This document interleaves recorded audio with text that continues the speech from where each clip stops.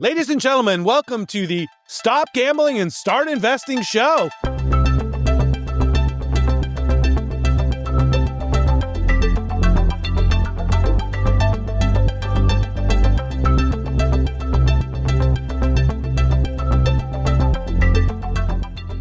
What we wanted to talk about today is what they call prediction markets, gambling, and investing, because it seems like that the gambling people try to blur the lines between like what's investing and what's like a productive way to use your money versus gambling, which is really sort of a, it's a two-way, it's like you win or you lose. Like it's pretty straightforward with gambling.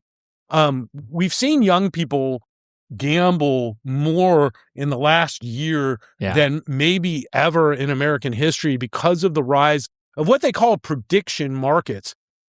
And there's basically two companies behind this.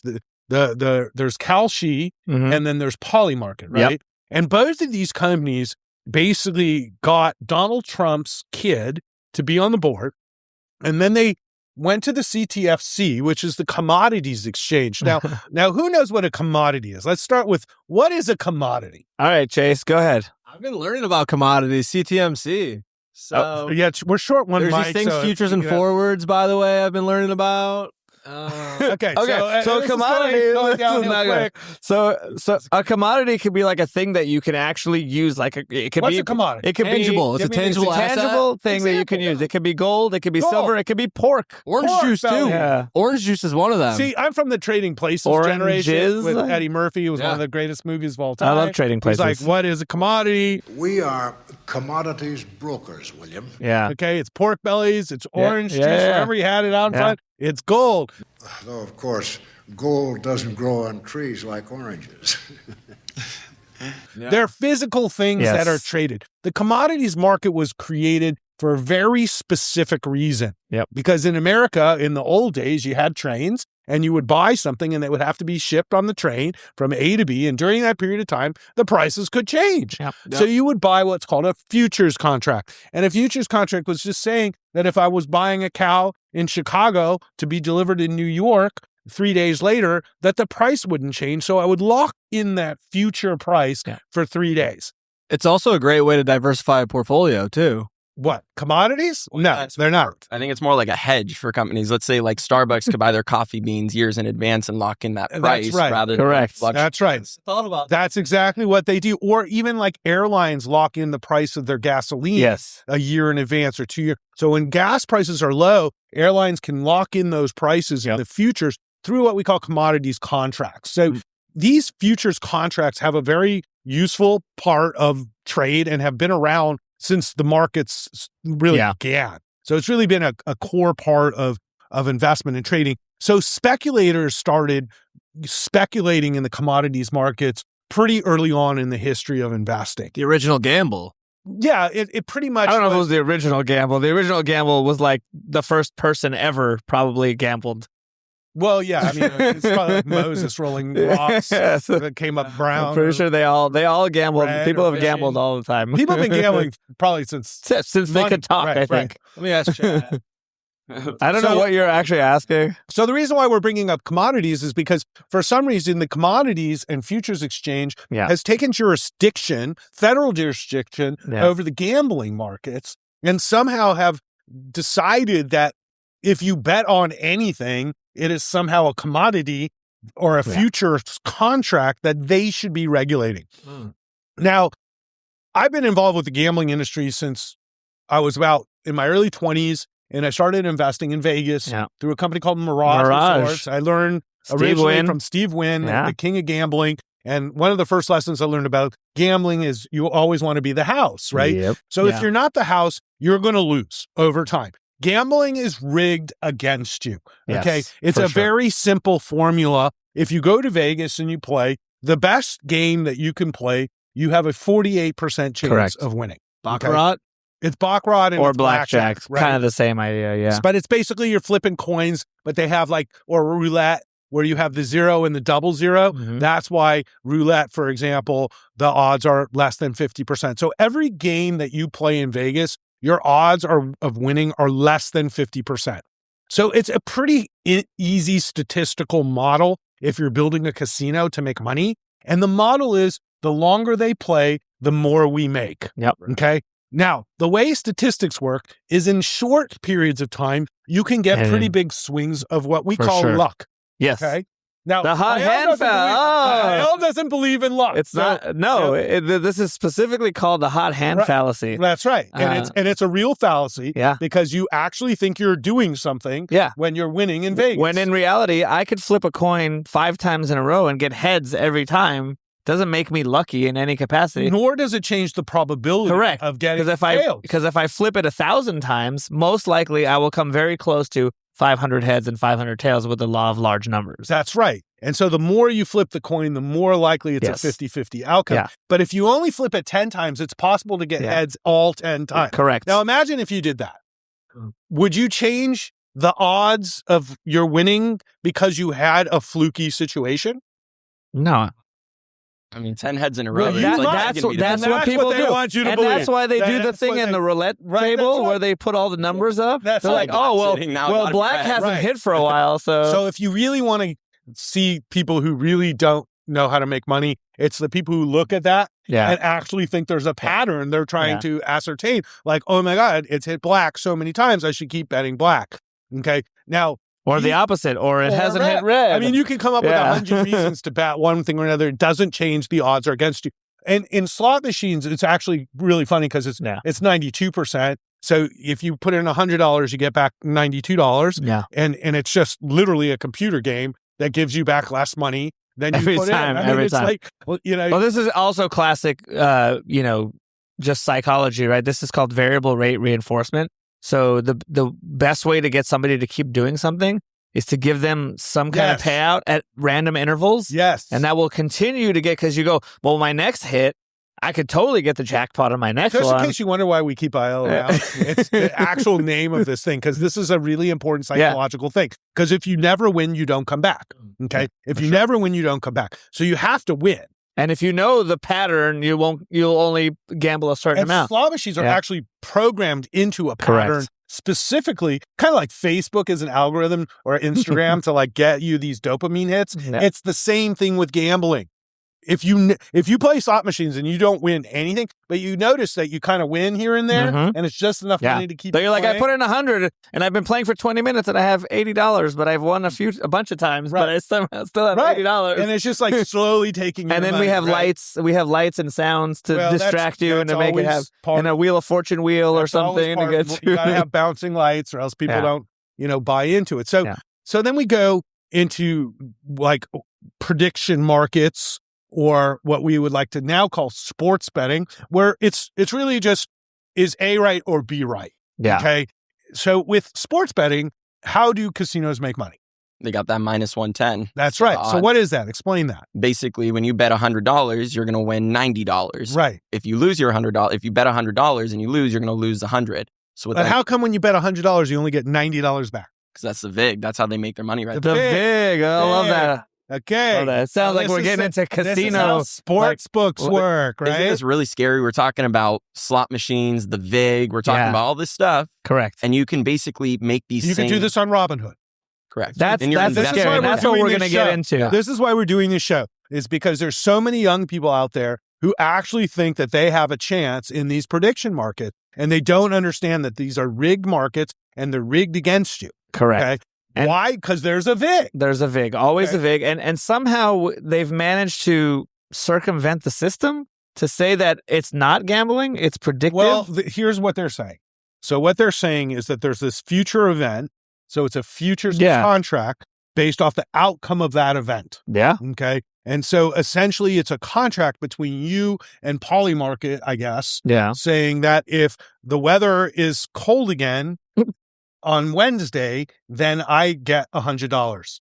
Okay. It's ridiculous. And so it's betting. It is betting. There's no. Somebody said there's a bet. There's literally a bet that whether Jesus will actually come back for the rapture. And it's like 99%. Yeah. Bet on it. You can literally bet on that every week. So when you're betting on Polymarket or Kalshi, who are you betting against? The market makers, the other people. That's right. It's not. So the house. The house. So that's how they circumvent the law. when you're betting on Bet MGM, MGM is the other side of the bet. Okay. When you're betting on calcium polymarket, there's actually other players on the other sides of your bet. Okay. And these are pools of money. These are market makers, people like us that have pools of capital that are betting against people. Okay. Now, why would they do this? For the VIG. Okay. Yeah. It's rigged. And so calcium polymarket are rigged against you. Now, what happens is if you don't have regulators, the people running casinos typically abuse the customers. Yeah. Okay. Why? Because it's easy freaking money. Okay. They can't help themselves. Yeah. Okay. So when you run a sports book in Nevada, I can't tell you how strict the Nevada State Gambling Commission is. You can't do anything. You have to apply for this license. You can't have ever committed a crime. You can't have ever done drugs. Like they have like a process, like no process. Yeah. And then if you get a gambling license in Las Vegas, for example, that's worth a lot of money. Okay. Because you got to get through this process. And then there's a lot of rules you got to follow. And there's no game. That's the way it is. In California, we don't have legal sports betting and gambling except in Indian casinos or Native American casinos. And the Native American casinos have a compact with the state of California, which doesn't allow for online sports betting.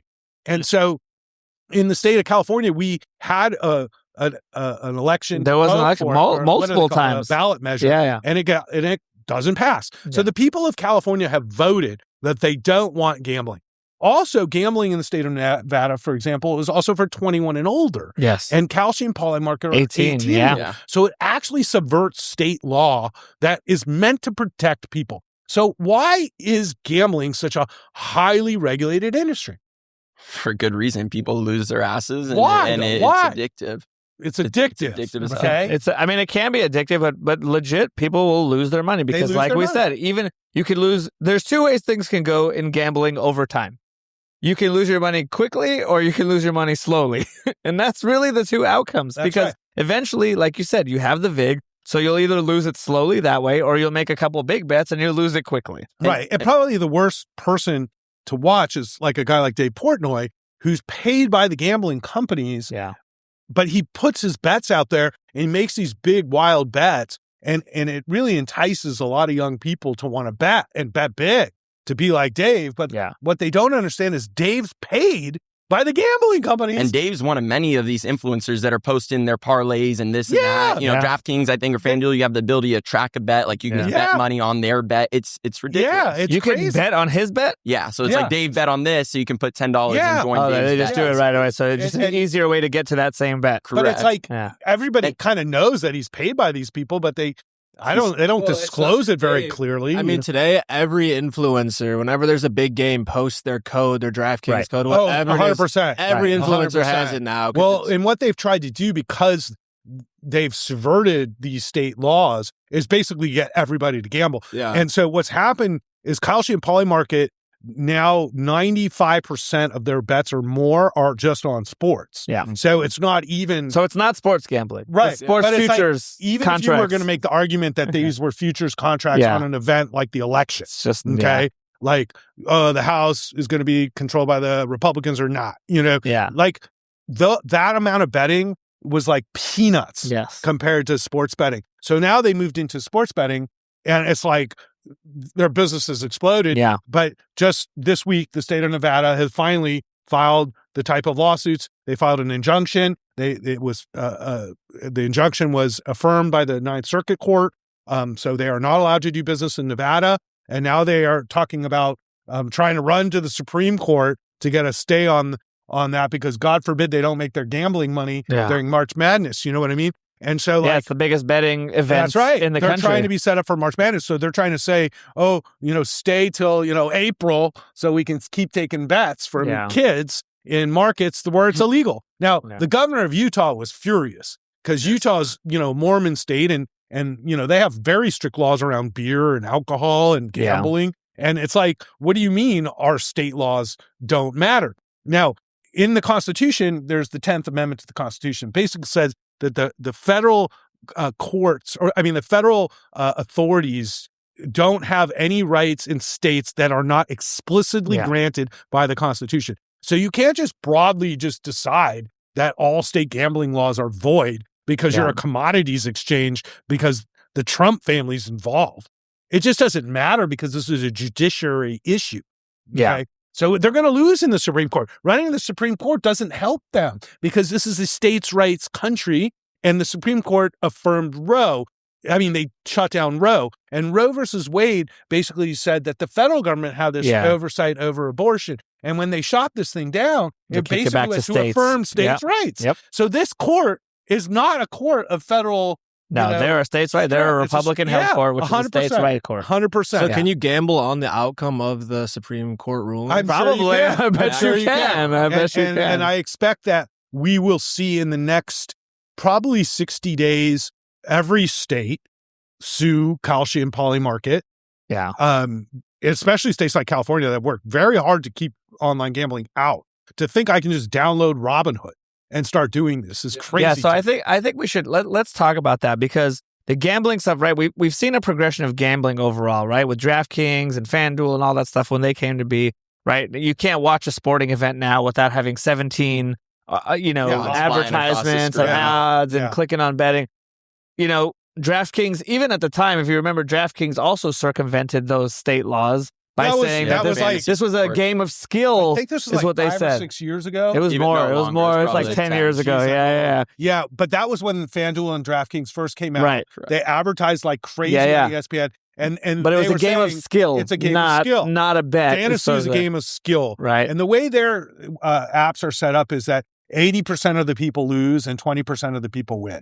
Yeah. And they take the vig. Yeah. And it says that. If you actually look in their terms of service and stuff, it's basically you're transferring money from the 80% to the 20%.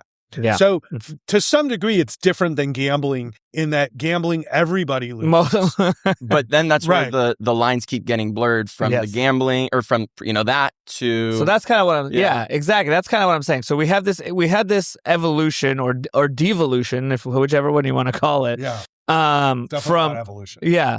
From, gambling being a states' right issue. You could do it in Nevada. Then we got the online versions. Then we got FanDuel and DraftKings to bet on everything. Then we got them to basically sponsor every sporting event until the end of time. I know. And so now it's interacted with everything. And then Robinhood, who has been notorious for, the whole point. Yeah. The whole point, this sort of idea that Robinhood was when it started was, we're gonna give power back to the people, right? We're going to rob from the rich to give to the poor, like Robin Hood, the character, and we're going to democratize investing so people can do it. When in reality, they first marketed trading and they made money on trading. And then they sold people's information, pay for order flow. They sold your information so that they can get paid on the back end. Can you break that down? Because I know there's a lot of listeners that probably don't understand how Robinhood makes their money. And the simplest way to look at it is if you buy a stock for $13.03 on Robinhood, they actually only paid $13 for that stock and they keep the 3 cents. Yeah. So in most firms, they're only supposed to keep 1 cent, but in Robinhood, they keep 3 or 5. So these spreads are where firms like Robinhood makes money. So if I send my orders to Citadel, which is the main place that Robinhood sends their orders, Citadel sends them back these 3 cents. Yeah. And so by working these bigger spreads, and that's why they really push options at Robinhood, is because the spreads are even bigger. It's 10 cents or more on options. So that's how they make their money. But there's no trading fees, so it feels good to people. Right, but most firms don't really charge commissions anymore. We fill through a lot of different firms, and a lot of times we get like price improvement on our fills because we are buyers in bulk for our clients. Correct. Where Robinhood's actually saying, let my customers pay more and we'll send get us that back the money. So we got that. Then we had the crypto craze, right? Where this is the first place that people were sort of speculating. Like first they were speculating on stocks, obviously, and options and things like that, really, right? Yeah. And then you push it forward, and then crypto, right? 2018, 19, 20, 21. Right, 21, yeah. 21, especially the crypto craze. People were betting on all these kind of altcoins, Dogecoin, NFTs, and Dogecoin, and lately they've been talking about the Bored Apes. The Bored Apes are coming back again. No, that they're worth nothing. And people shocking! paid like 380,000. I remember Look how quickly we went from Robinhood did a great thing. It got my generation, Chase's generation, all of us to invest for the first time. Yes. It taught us about the market. But it taught us how to gamble in the stock market, not how to invest in the stock market. I think that their greatest innovation actually was building an app that worked very easily for you to sign up and invest in theory. Which is a great thing. It is a great thing. We've been trying to do this for a long time. It turns out they were like not following a lot of rules. It's a great, done, but we have to follow the rules. Robinhood has paid more money in SEC fines than any firm I can think of in this industry, other than maybe Goldman Sachs. You know, I was going to say there's probably the financial crisis probably led a lot of fines. Punch up Robinhood SEC issues on AI. It's a list that's so long it's absurd, right? They got a lot. So let's move forward. Yeah. So the basic reason why we're doing this is to warn people, young people, on the huge mistake they're making by using Robinhood as a gambling tool versus getting financial advice and investing your money. There's enough ups and downs in the markets already. Yeah. Is that not enough for you? You know, and yet over a decade, almost everybody who invests makes money. Yeah. So when you actually look at investing, everybody makes money investing if you buy and hold over time. No, investing versus, let's say the S&P 500 or the NASDAQ market. So if you just take the two indexes, the S&P or the NASDAQ, doesn't matter which one, and you just buy these indexes, okay, you're going to be rich. And you're going to be rich in a reasonable amount of time. America has created so much wealth over the last 250 years that we've started. It's literally tens of trillions of dollars of wealth, okay? So why aren't you getting yours? It's because you're gambling. And that's why we're doing this show. And people also think that stocks are gambling too. And some people treat it as such. Well, you can gamble on anything. You can gamble on stocks. But it's important, like you're saying, the value of financial advice with investing. If you do it correctly, yes, you're going to make money over time. I think the problem is, and what every generation, your generation just happens to be the Robinhood generation. Right. In every generation, it happens the same way. Investing is a get-rich slow game, right? And people want to get rich quick game. Get rich yesterday. It's the problem. Yeah. And this is what your generation is buying into.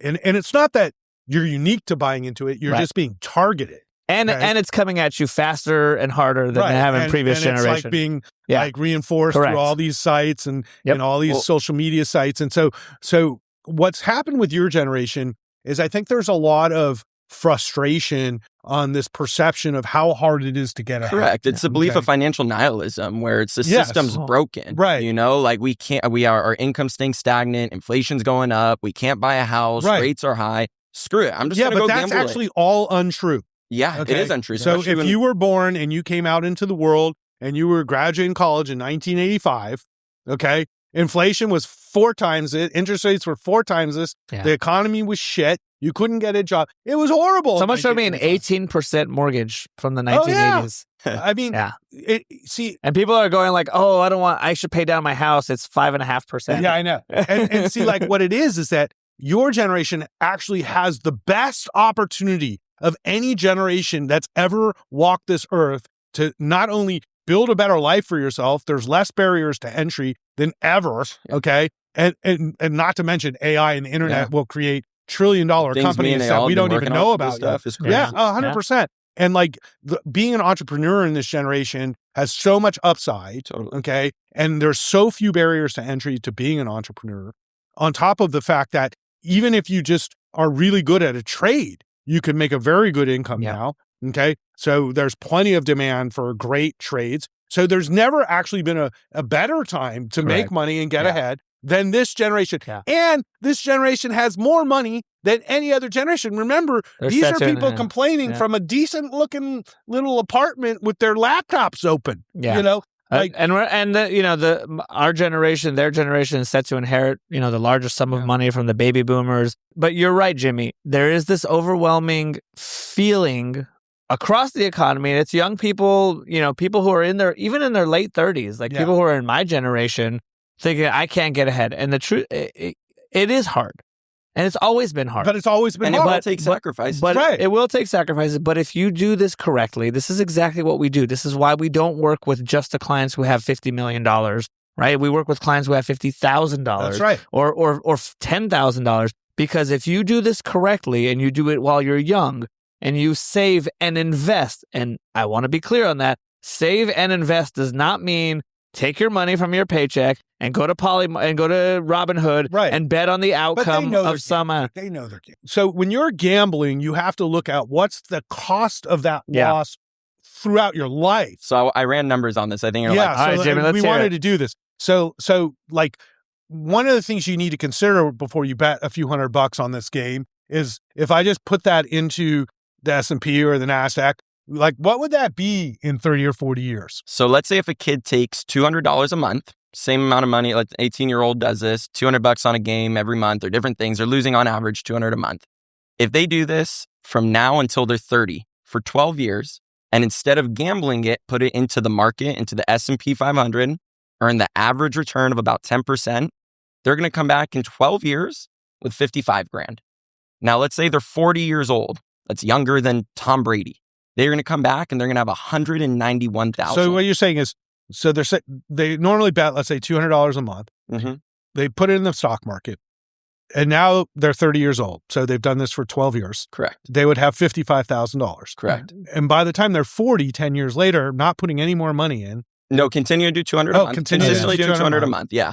They'll have 191K. They'll have 191. Yeah. Now you're only 40. Now you're only 40. And you've only invested 53K, mind you not. Right. So your $53,000 of quote unquote losses when you're gambling is now going to be worth 191K in the markets. Yeah. Wow. But this is where it gets crazy is now you're 50 years old.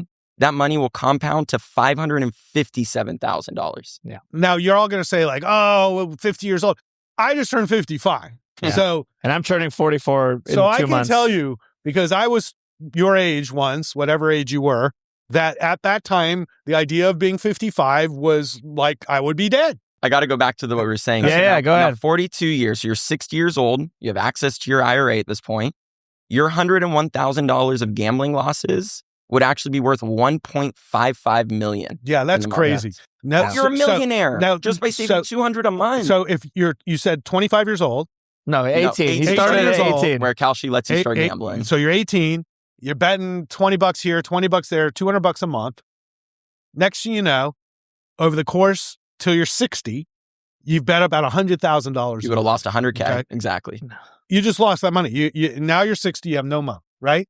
Or you put it in the S&P 500, and now you wake up and you're 60 years old, and you have 1.5 million. Yes. I mean, this is like it's ridiculous. Crazy, I got to make right? some calls. Yeah. It's crazy. Okay, so why are you doing this, right? Like, why are you doing this? Yeah. To ask the burning question, we're all wondering, as the financial advisors, is there a percentage of your budget that you could allocate to gambling? That's a great question. That is a great question. So gambling for me is under my entertainment budget. Okay. It's a budgeted item, okay, because it's an expense. Do you see the difference? Yes. The difference is I don't get up in the morning and think I'm making any money gambling. No, okay? The opposite. It's I'm the going, opposite. I know this money's gone. Right. So I might as well have a good time. So what happens when you go with me to Vegas? Yeah. Am I the most fun person to be with? And the answer is probably no. I'm the least fun people. And I'll People tell hate you what, gambling with me. I'm really fun when we're not at the gambling table. Yeah. When I gamble, let's say for me, I bet a relatively meaningless amount of money because I don't get any it doesn't make me feel good or bad. Like, I don't know why I'm gambling. Okay. I enjoy it because I like cards and I like trying to win. And once again, if I'm coming in with $500 or $1,000, it's not going to change my life. Correct. Part of my entertainment budget, but relative to my income, you're talking, it's not even 1%. You see what I'm saying? And so like to take, for me, a few $100 a month to gamble, which I don't do actually. I only gamble like when I go to Vegas and I bet on the Super Bowl. But like if I go to Vegas, let's say, and I'm playing, the reason why I'm not fun is if I start playing and I win and I'm winning and the coin flips are going, I get up and leave. If I'm up $1,000, my head starts thinking, what can I buy? Like, I'm going to go shopping. So I'm out. Yeah. Like, I don't get, like to Ross's point, I don't get that much pleasure from winning in gambling. Right. And I get pain from losing, even though it's not a meaningful amount to me. What is that called? It still feels bad. That's your deal. prospect theory. That's your no, the loss aversion. Yeah, it's loss aversion. That's prospect theory. He doesn't get any but upside. it's not even like, and it's disproportionate for me because I go like if I buy an investment, a stock that I know is really good, and one day it could be down 20%, and I could be, quote, lost a lot of money on that stock, I'm not even phased. But if I lost $200 at the blackjack table, I'm actually pissed off. Yeah. So don't take gambling. There's really no upside. For me, it's just my entertainment budget. So if I lose, I walk away, and that's that. I get entertained by it. I like to play for like an hour. I went to Vegas last month for the Players Era tournament. I was watching one of my clients play, and the tables were $20 minimum. So I'm like, I'll sit down for a little bit. I played. I made 2 hands. I made $40. Got off the table, and it paid for my lunch. This is your fun budget, and if your fun budget consists of gambling or going out drinking or going to Ibiza for a party, this is all the same. This is all the same pot. So you can't do all those things, but also gamble $1,000. Right, and I think that it's and that's what I'm saying. Fundamentally, I'm not against gambling. I've been investing in gambling companies my whole career. What I'm against, first of all, there should be rules. Yes, and I certainly am against people who have problems with gambling. For sure, but it's entertainment, and I think it should be legal. With these rules, right? Because we should be allowed to be entertained this way. But if your entertainment budget, if you're making $5,000 a month or $8,000 a month, and your entertainment budget is $400 or $500 a month that you're going to spend on whatever, if you're gambling, it should be coming from somewhere else. Correct. But the perception that this is a way to make money, is the problem. False. So if the house always wins, is there a way to become the house? Yes. So you buy the gambling stocks. Yes, it's called buying stocks. You can. What companies can you buy? You can buy Robinhood, for example. Okay. So Robinhood stock is far outperformed anything that you've done on Robinhood. Okay. And so that's a simple way to be the house. Now, granted, it is. It's like investing in a casino. And Vlad's got all kinds of great ideas on how to separate you from your money that he's coming up with. So, I'm not going to tell you not to invest in Robinhood. Okay, it's probably a good investment. If you think the leagues aren't getting a piece of this, you're missing the boat too. Well, NFL owns part of ESPN, owns part of Genius. Correct. NFL figured out that they were better off taking the bets than not taking the bets. I mean, they all know that have better ways to get more engagement. It's all for them. And it just makes they started with fantasy football, and then fantasy football became, games of chance, games of skill. Let me help the people who are sitting here thinking, boy, this is the most unfun group of people ever. What are you going to do in March Madness? You're just not going to gamble now? And I said, look, get into your stocks, buy a few stocks, don't buy risky ones, but, buy some Google or whatever. And it's like, you can follow these things just like a sports team. Yeah. You can look every night if you want, or you can look on your phone, just like gambling. But the difference being is that you're making money. Oh, and by the way, stocks pay dividends too. Yeah. Okay. Now this is a wonderful little byproduct of this little game that you're playing, is it actually they send you money. This is how actually I figured out that I wanted to be in the stock market when I was a kid, is when I figured out that my grandfather got checks in the mail from companies. And I was like, Grandpa, how do you get money from random people sent to you while my dad has to work every day? And he was like, dividends. And when I learned about dividends, I was sold. I was like, how do I get some? He's like, you got to buy stocks. Yeah. And so I started buying stocks when I was a kid so I could get dividends. This is the best game in the world. The perception of the stock market being a gambler's market is this idea that you could buy and sell and trade and make a lot of money in a short period of time. Or you can lose all your money in a situation like the stock market. So the 1987 crash, for those of you who don't know, which is probably most people, the market went down 20% in a day. This is when they first started having computer trading, and it just whole system went haywire. They forgot that if everybody sold at the same time, it could cause a problem. It just and it was down 40% total. Right. So what it was the first day was down 20%. Yeah.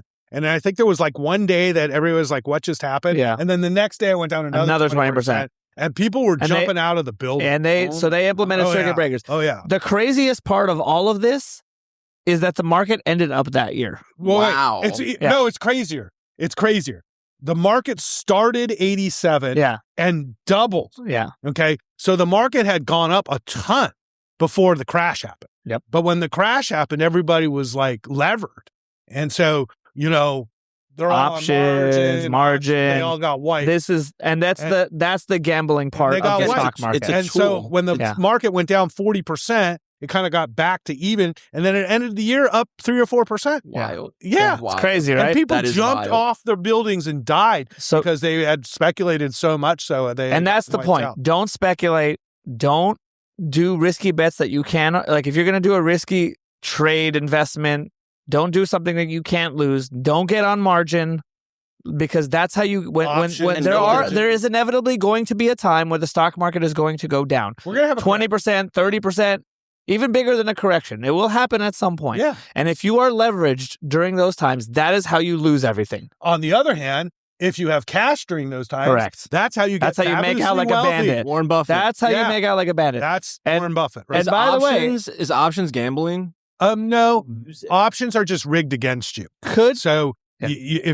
there's some ways to use options that work, but in general, because you can't use it to hedge. because in the stock market, time is your friend. So when you buy an option, time is your enemy. Yes, I call it And a you're stock turning time your bomb. friend into an enemy.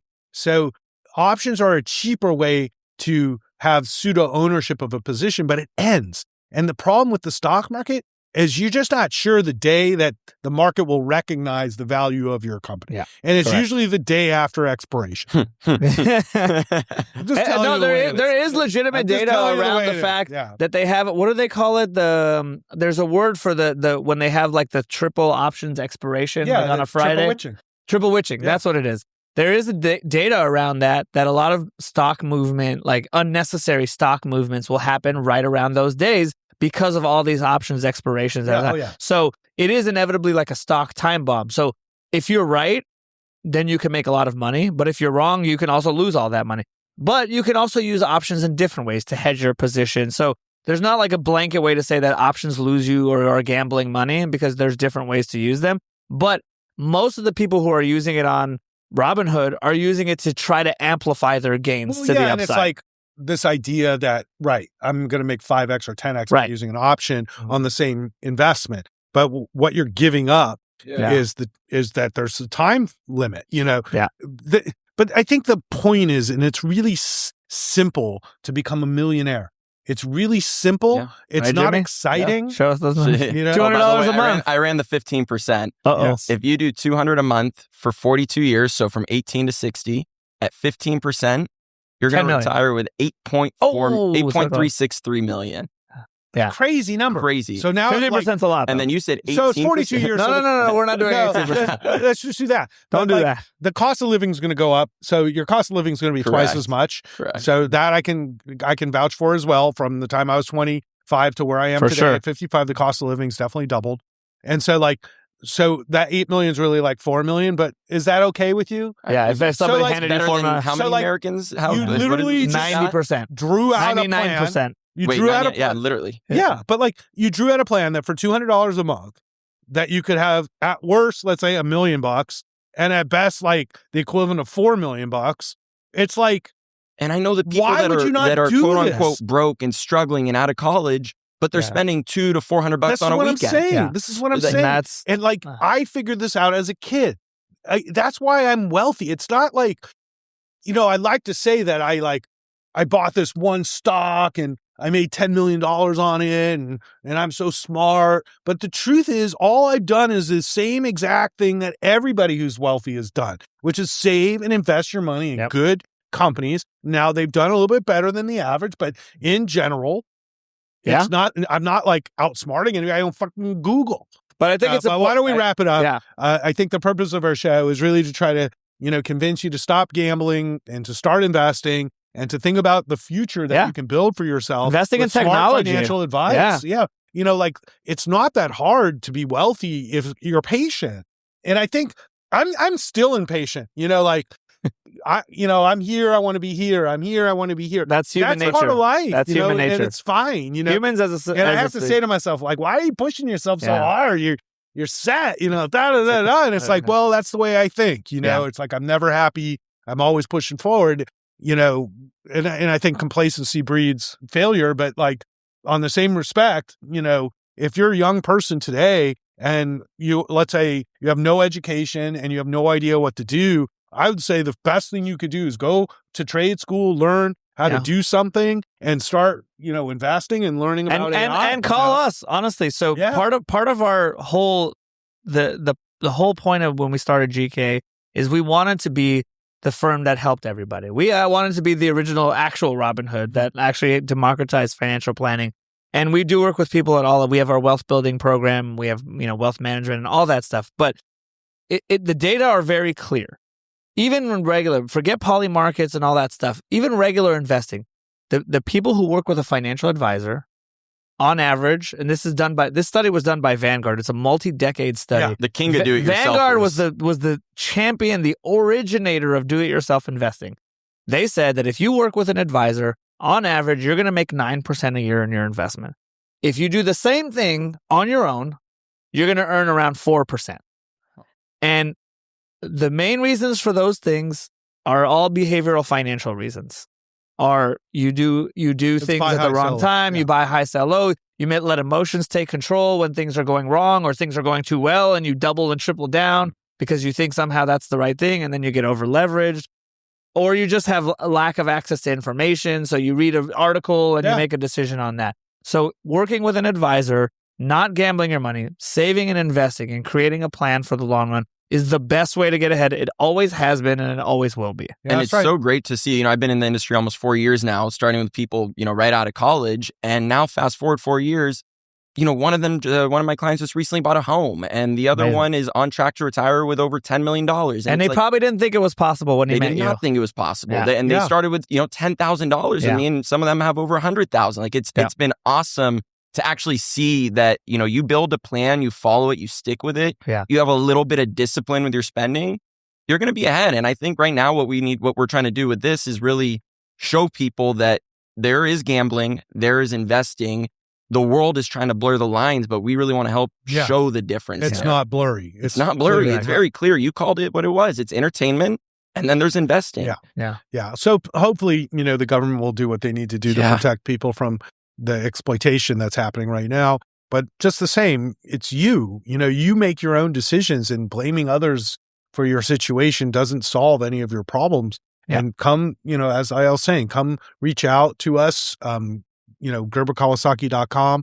I forgot to do this at the beginning, like and subscribe. Yeah, like and subscribe. You always yell at us to help people. I know. Well, I even had a note on my freaking piece of paper to do that today, and we suck at YouTube, don't we? Like and subscribe.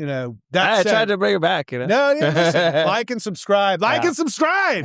And comment too. Yeah. Any questions you have about gambling, investing, drop a comment. We're gonna keep doing more episodes. We have the Future Money Podcast, Chasing Finance Podcast, and of course, Ross Gerber.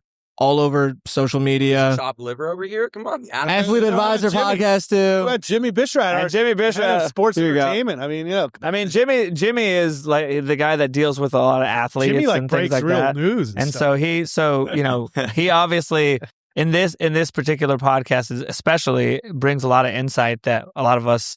Like he sees stuff from the inside of the we had to put some kids on the podcast so people would think that. So this is the old side of the table. Old people, the old guys. We're like 100. This is like 100 combined. The black beards versus the white beards. I shave. I have to shave. I mean, I'm full white. Yeah. No, but I think young people today, as I said, I think they have this opportunity, and it's a gift. And just being a part of this era right now, and I've done this for many eras, and we know what the theme is, we know where the money's going, and now you just have to participate and be patient. And so reach out, and we're happy to help you. We got some great financial advisors here on the podcast, but also in our firm. So feel free to have a free initial consultation, and let's build your financial plan, because after all, it's a lot more fun being rich than poor. Invest, don't gamble. Yeah.